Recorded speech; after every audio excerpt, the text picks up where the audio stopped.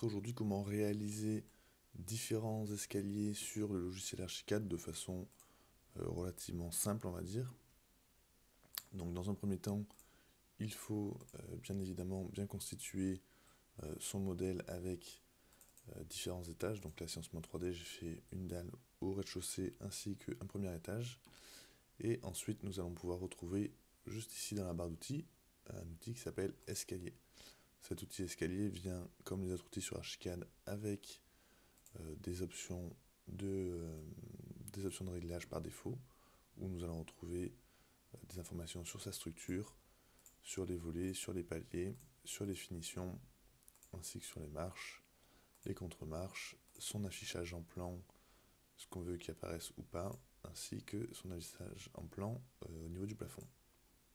Donc là, pour cet exemple, on va rester sur des choses assez simples, c'est-à-dire son paramétrage au niveau du lien supérieur et éventuellement du lien inférieur, sa hauteur et le type d'escalier qu'on veut avoir. Donc lorsque nous revenons, je vais me mettre au rez-de-chaussée, lorsque nous revenons au rez-de-chaussée, et je vais faire apparaître le premier étage en tant que trace, voilà, donc on voit le premier étage en plus, nous allons pouvoir sélectionner l'outil escalier, et dès lors, quand nous commençons à le tracer, Archicad va générer automatiquement, en fonction du sens de la souris, un escalier et calculer le nombre de marches nécessaires. Donc là, par exemple, si je fais un premier clic et qu'on regarde, il va générer cet escalier-là et s'adapter parfaitement par rapport au niveau entre ces deux escaliers. Si on le sélectionne, option d'escalier sélectionné, on peut voir du coup la hauteur de celui-ci par rapport aux étages et le modifier. On peut aussi mettre non lié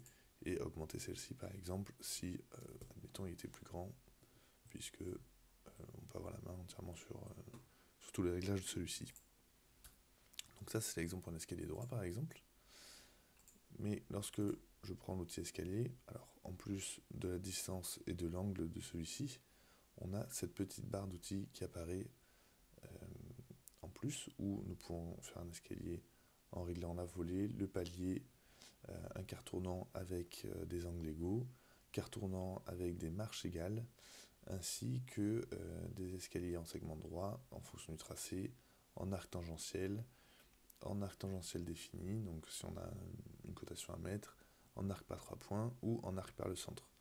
Donc ces différentes typologies d'escaliers nous permettront bien évidemment de faire des formes totalement différentes. Donc là par exemple, il faut entrer le nœud suivant, donc je vais monter en Y, et là j'ai la possibilité d'entrer encore un autre nœud, si par exemple il était question de faire un escalier avec deux quarts tournants. Je double-clique et je peux valider celui-ci. Si je viens voir en 3D, vous voyez, hop, l'escalier s'est défini comme ça. Tac. Par exemple. Bon, là du coup celui-ci ne nous intéresse pas forcément, mais hop. C'est un concept qui peut être très intéressant en fonction des architectures. Pareil, si je sélectionne du coup ici avec un arc par le centre, cette fois-ci il me demande d'entrer d'abord l'arc de l'escalier, on pourra revenir dessus après avec les points d'attache, d'accroche, hop, et là vous voyez maintenant je peux faire un escalier en fonction de la distance demandée bien sûr, puisqu'il suit la souris, et le positionner. Donc je reprends l'exemple, je sélectionne l'arc, je fais mon angle, je double-clique, tac, je fais mon angle, je double-clique,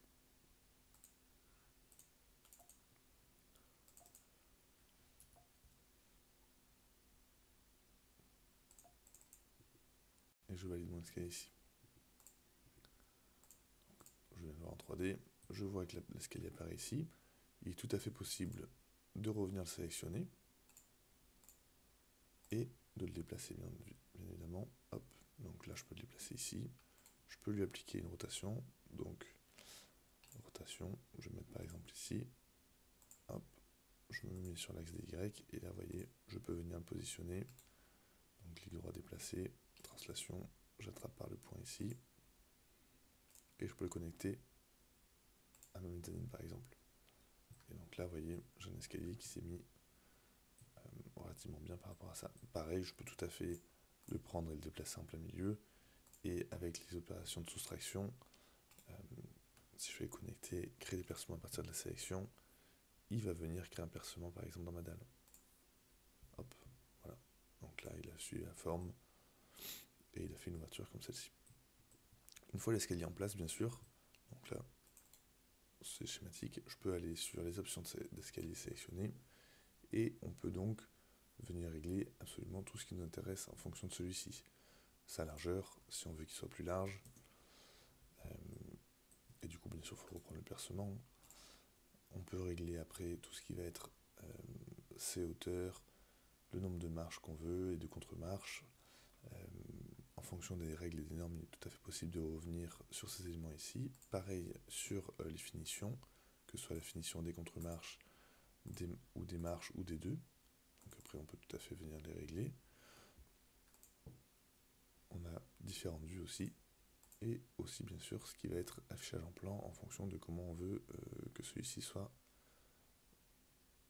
visible tout simplement dans le modèle. Donc voilà pour des escaliers assez simples. Il est possible d'en faire une multitude et d'avoir pas mal de réglages en fonction de ces derniers. En plus de ça, sur Archicad, après, il est possible de rajouter, avec l'outil garde-corps, des garde-corps directement intégrés à celui-ci, qui va venir comprendre, on va dire, automatiquement comment est fait votre escalier et s'adapter en fonction de ça. Donc ça fera une autre vidéo. Mais vous voyez, il est tout à fait possible après de venir apposer un garde-corps automatiquement sur l'escalier que nous venons de dessiner.